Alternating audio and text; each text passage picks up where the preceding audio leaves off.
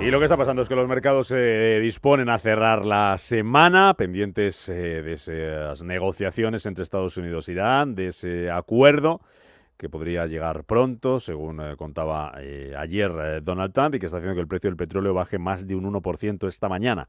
Tenemos en los $98.14 el barril de Brent, en los 93,35 el West Texas, caída para el petróleo, pendiente de esas negociaciones y de lo que pueda pasar. Lo último que ha dicho Trump en un mensaje en Truth Social ha hablado de día histórico para el Líbano. Dice, están pasando cosas buenas. Un Donald Trump que, como les contábamos, sacaba pecho anoche en un discurso sobre la economía. Dice que lo estamos petando. Tuvimos la mejor economía de la historia de nuestro país en mi primer mandato y ahora la estamos superando, la estamos dejando atrás ahora. Y pese a nuestra pequeña distracción hacia el encantador país de Irán, un lugar encantador, pero tuvimos que hacerlo porque de lo contrario podrían haber pasado cosas malas, realmente malas. Así que hemos actuado y creo que van a haber unos resultados increíbles para aquellos que lo cuestionan. Van a verlo. El trabajo que hemos hecho ha sido asombroso. Son las últimas palabras del presidente de Estados Unidos, a las que está muy atento el mercado. Un mercado que se relaja esta mañana después de los máximos históricos que renovaban anoche tanto el S&P 500 como el Nasdaq. ¿Cómo se está recogiendo eso esta mañana, Eva Villanueva, en las bolsas asiáticas? ¿Qué nos dicen las pantallas? Bueno, pues números rojos y una excepción, teniendo a la India como el único índice de referencia a esta hora que sube en Asia, 0,28% hasta los 24.265 puntos. Lo más destacado es la caída del 1% del índice Nikkei en Tokio, 58.911 puntos, sin olvidar que viene del máximo histórico que alcanzaba en la jornada de ayer. Y en cuanto al Kospi surcoreano, que vemos cómo retrocede el 0,45% hasta los 6.198 puntos, después de ver, por otra parte, cómo hoy están, tras las fuertes subidas de la tecnología, vemos retrocesos en títulos como Samsung, que están retrocediendo el 0,45%. En Australia, el ASX 200 pierde el 0,21%, 8.935 enteros. Y en las plazas chinas, el Hansen de Hong Kong cae con fuerza el 1,29%, 26.053 puntos, y más suave la China continental, Shanghái, 0,33% es lo que cede, 4.041 enteros. Futuros estadounidenses, Roberto, ¿cómo vienen? Viene con subida del 0,15% para el Dow Jones, caída del 0,13% para el Nasdaq 100 y el futuro del S&P 500 se muestra completamente plano. Caídas y planitos también los futuros en Europa, porque el del DAX ahora mismo pierde tan solo un 0,09%, caída para el futuro del Eurostock 50 del 0,2%.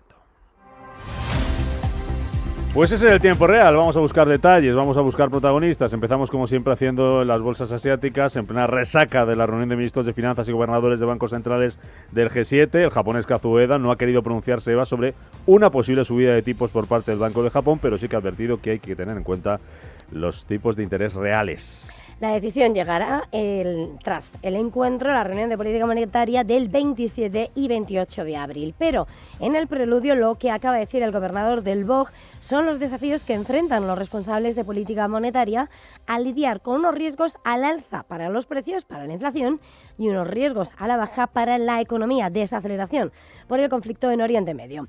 No ha querido comentar esas expectativas del mercado sobre una posible subida de tipos a finales de mes, pero sí dejaba sobre la mesa que hay que tener en cuenta los bajos tipos de interés reales al establecer la política monetaria, y denunciaba que Japón enfrenta una inflación creciente por el choque de oferta negativo, que es más difícil de controlar con la política monetaria que la inflación impulsada por una fuerte demanda. En la bolsa de Tokio hoy destacan las caídas de SoftBank del 2,68%. También vemos como dentro de la tecnología los títulos como Advantes están cayendo un 0,84%, o viendo también otros gigantes que se toman de referencia del sector, vemos el avance de Sony de 0,68%. Más protagonistas empresariales de esta mañana. Miramos a la bolsa de Hong Kong y hablamos allí de un debut triunfal de la promotora inmobiliaria Menicortec.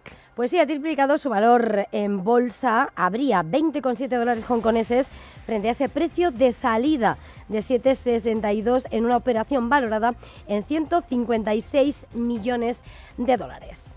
Más asuntos. Honda planea cerrar plantas de producción de coches de gasolina en China. Es una información que está publicando la agencia Reuters. Pues sí, una noticia que hace que los títulos de Honda hoy estén avanzando un 0,81% dentro del sector automovilístico nipón, donde por otra parte vemos a Nissan con retrocesos del 0,22%. Lo que dice Reuters es que Honda llevaría a cabo esa reducción drástica que conlleva el cierre de una de sus empresas, de sus plantas conjuntas este año y potencialmente otra en 2027. El fabricante de coches detendría las operaciones en Guangzhou en junio y una segunda planta en Dongfeng, que podría suspenderse el próximo año. Un movimiento que destaca esa creciente presión sobre los fabricantes extranjeros en China, donde los de bandera nacional como BYD han ganado cuota de mercado. Títulos de BYD, por ejemplo, que si vemos esta mañana están cayendo un 2%. Y un protagonista empresarial más, la australiana Zip, se dispara en bolsa tras las ganancias del tercer trimestre y el anuncio de perspectivas. Pues sí, un aumento de perspectivas. La firma de compre ahora y pague después ha anunciado ganancias trimestrales récord y mejora sus perspectivas para el año completo, impulsado por un crecimiento acelerado y una rentabilidad mejorada.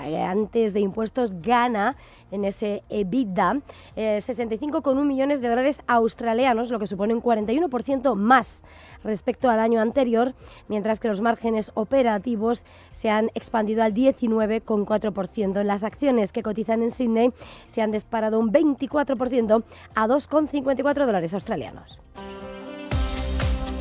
Pues vámonos a Estados Unidos, a Wall Street, que extendía anoche su racha positiva, volvía a subir este jueves. Con eso récord para el S&P 500, sumaba un 0,26%, récord también para el Nasdaq, sumaba un 0,36% y subidas también del 0,24%, Roberto, para el Dow Jones. Suaves compras que permiten a la Standard & Poor's y al índice tecnológico renovar máximos. En las últimas horas el protagonista claro ha sido Netflix. El gigante del streaming ha publicado cuentas del primer trimestre de 2026 al cierre que de momento no están convenciendo al mercado. Sus acciones caen casi 10 puntos en After Hours. La compañía anuncia un beneficio neto de más de 5.000 millones, lo que supone un 82% más que en el mismo periodo del año anterior. Además, aumenta también sus ingresos un 16% interanual, hasta los 12.000 millones. Si bien consigue superar estimaciones en muchas áreas de su negocio, sus previsiones de ingresos del segundo trimestre han estado por debajo de lo que esperaban los analistas. Netflix espera para el siguiente periodo unos ingresos de 12.574 millones, algo por debajo de lo que esperaba el consenso de mercado. Además, el presidente de la empresa y cofundador Reed Hastings dejará la compañía después de 29 años. El CEO de la multinacional, Ted Sarandos, asegura que la marcha de Hastings no tiene nada que ver con la no compra de Warner. Reed fue un gran defensor de ese acuerdo, lo defendió ante el Consejo de Administración. El Consejo apoyó el acuerdo por unanimidad. Hubo una alineación perfecta entre la dirección y la Junta Directiva en el acuerdo con Warner Brothers. Eso no tuvo nada que ver. Reed Hastings, nuestro fundador y presidente de la Junta Directiva, nos ha comunicado que ha decidido no presentarse a la reelección para formar parte de la Junta Directiva en la próxima Junta de Accionistas. No es habitual que un fundador se retire de la Junta Directiva de la empresa tras la sucesión, pero Reed no es un fundador cualquiera. Netflix, que va a ser protagonista este viernes en Wall Street, lo está haciendo también en las últimas horas Anthropic, porque la Casa Blanca podría otorgar, Roberto, acceso a agencias gubernamentales a su herramienta Mythos. Bloomberg, que ha tenido acceso al memorando, asegura que Gregory Barbaccia, funcionario de la Oficina de Administración y Presupuesto de la Casa Blanca, mandó un correo electrónico a varios departamentos del gabinete asegurando que la administración está trabajando en las medidas necesarias de seguridad para que estas agencias puedan usar Mythos de forma segura. Vamos, nombres propios en Estados Unidos. PepsiCo presentaba también cuentas ayer y sus acciones subían más de un 2% después de registrar un aumento de las ventas. Importante sobre todo su área de negocio de bebidas en Europa, Oriente Próximo y África, que crece un 18%. Los ingresos de la empresa aumentan un 8,5% hasta casi los 20.000 millones y su beneficio neto se dispara un 27% hasta superar los 2.000 millones de dólares. Hemos tenido otras grandes subidas como las de Madison Air, que en su debut bursátil ha tenido un avance del 18%, R6, que debutaba también en el Nasdaq y ha subido subido un 36%, o AMD, que sube un 7% después de recibir mejoras de calificación de varios analistas. En el plano macro destacan las solicitudes semanales de desempleo, que se sitúan en 207.000, por debajo de lo visto la semana pasada y de la estimación de los analistas. Para hoy en Estados Unidos, Roberto, ¿dónde vamos a mirar? Pues sin datos macroeconómicos ni publicaciones de cuentas relevantes, estaremos atentos a las comparecencias de Mary Daly, Thomas Barkin y Christopher Waller, miembros de la Fed. Y terminamos en Europa, donde el IBEX 35 va a cerrar la semana. De momento, como nos contaba Eva, lo hace negativo. Es la única bolsa del viejo continente que tenemos con números rojos en el acumulado de la semana. Vamos a ver cómo le viene el día hoy a la bolsa española. Enseguida buscamos protagonistas en nuestro parqué. Recordamos que los futuros vienen en rojo, pero muy planitos, y tenemos protagonista de última hora, compañía que ha presentado resultados en Europa. Ángeles Lozano, buenos días. Muy buenos días. ¿Se trata de quién? De Ericsson. Los resultados decepcionan ligeramente debido a la desaceleración de las ventas en Norteamérica. Los ingresos de la compañía cayeron un 10,4% hasta 49.300 millones de coronas suecas. En el ejercicio anterior y en el mismo periodo, esos ingresos fueron de 55.000 millones. El beneficio bruto ajustado se situó en 23.700 millones de coronas suecas y el neto, después de impuestos, en 900 millones frente a los 4.200 del mismo periodo del ejercicio anterior. Además, la compañía ha anunciado que lanza un programa de recompra de acciones que podría alcanzar los 15.000 millones de coronas suecas. Es el protagonista de esta jornada en Europa, el único que presenta resultados en un día en el que tampoco contamos con muchos datos macro. Únicamente vamos a conocer la balanza comercial y por cuenta corriente en febrero de la eurozona. Luego miramos a ver si hay algún protagonista más en Europa para el día de hoy. Antes recordamos, la sesión de ayer del IBEX 35 se dejaba medio punto porcentual.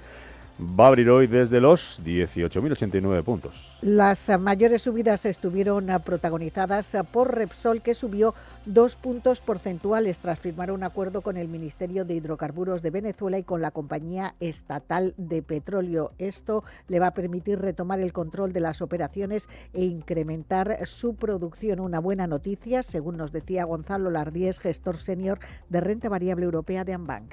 La noticia que hemos conocido pues estaba dentro de lo esperado pues cuando se produjo pues la salida de Maduro, y es algo que esperaba el mercado, que más o menos empiezan a poner cifras. Queda algún fleco por dilucidar, que es pues esas reclamaciones que tiene Repsol de 4.500 millones de suministros del pasado, pero bueno, supone duplicar producción a 12 meses, triplicarlo a 3 años, con lo cual son buenas noticias, pero que un poco están eclipsadas o serían más catalizador si no hubiese tenido la compañía pues la buena evolución que ha tenido en los últimos 3 meses. Además de Repsol, ayer vimos buen tono en Fluidra, que subió un 1,65%, en SACIR y en Amadeus, que ganaron 1,5 puntos porcentual. Entre los que cayeron, ArcelorMittal y Enagas se dejaron más de un 2%, IAG bajaba un 1,9%. En el sector bancario destacó CaixaBank, que perdió un 1,89%. En el resto de Europa no conseguían los índices replicar los récords históricos de Wall Street. Vimos a las empresas tecnológicas, eso sí, sumarse a la ola alcista procedente de los récords históricos del Nasdaq, y valores como ASML Holding o Soitec destacaban al alza. El sector del lujo, un día después del castigo a Hermès, contemplaba otro tropiezo, el de Kering, que decepcionaba en su día del inversor y que precisamente ha dicho que espera lanzar el próximo año las primeras gafas conectadas de su marca Gucci en colaboración con Google. Es lo que dijo ayer su director ejecutivo, Luca de Meo, en ese día del inversor. Pues es la noticia de Kering con esas gafas. Vamos a mirar en Europa, como ya nos contabas, Ángeles, a Ericsson. Decepciona con sus resultados. Vamos a ver cómo lo recogen los inversores y va a ser protagonista junto a Netflix en Estados Unidos, que ha decepcionado con sus previsiones. 7:32.